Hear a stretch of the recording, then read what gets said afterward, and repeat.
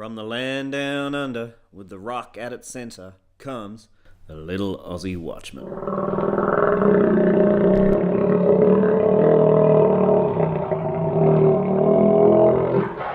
TLAW today, what is a Christian? The following description of a Christian is borrowed and altered a little from a letter written between 150 to 200 AD to Diognetus, who was a tutor of the Roman Emperor Marcus Aurelius. Christians are not distinguished from the rest of mankind, either in locality or in speech or in customs. They dwell not somewhere in cities of their own, neither do they use some different language nor practice an extraordinary kind of life. They do not possess any invention discovered by any intelligence or study of ingenious man, nor are they masters of any human dogma as some are. But while they live in cities of Greeks and barbarians as the lot of each is cast, and follow the native customs in dress and food and other arrangements of life, yet the constitution of their own citizenship, which they set forth, is marvellous and contradicts expectations. They dwell in their own countries, but only as travellers.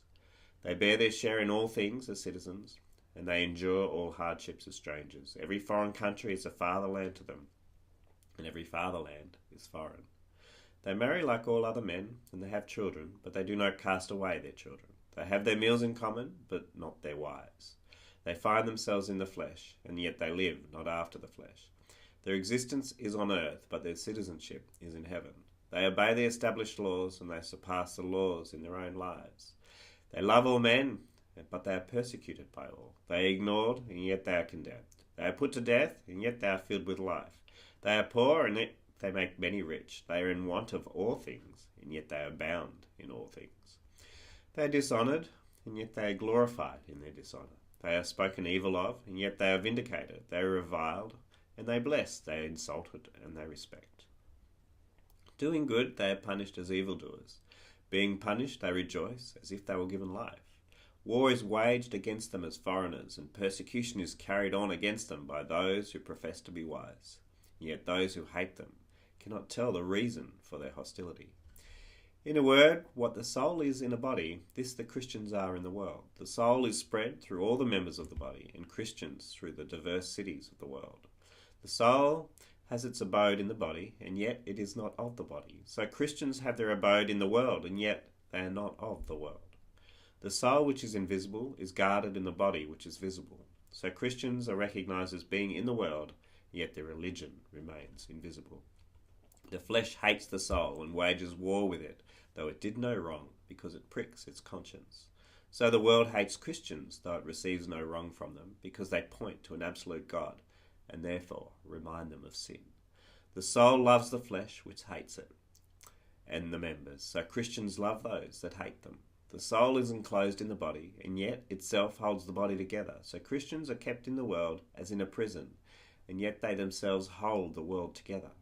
The soul, though itself is immortal, dwells in a mortal tabernacle. So Christians travel amidst perishable things, while they look for the imperishability which is in the heavens. The soul which fasts grow, and so Christians, when punished, increase more and more daily. So great is the office for which God has appointed them, and which it is not lawful for them to decline. Even in the 2nd century AD, it was understood that the salt and light of the world was the church. Without Christ, the world crumbles, its foundations rot, and chaos reigns. As Andrew Bolt wrote recently in an article titled "War on Christianity is Fueled by Ignorance," consider, which societies are safest for non-believers? Which the most likely to be democracies? Which the least likely to treat terrorists as heroes? Which are least likely to allow humans to be destroyed for an allegedly higher cause? Each time the answer is Christian. Christianity profoundly inspires the values of these societies, even if many of the citizens despise it. I am no Christian, says Andrew Bolt, but I do have a faith in Christianity. Will we be safe once it's gone? End quote. While Bolt recognises the value of Christianity within the world, he unfortunately does not recognise its value within his own heart. Unfortunately, for most Australians, they don't realise that without Christianity, Australia is destined for war, hate, division, and destruction.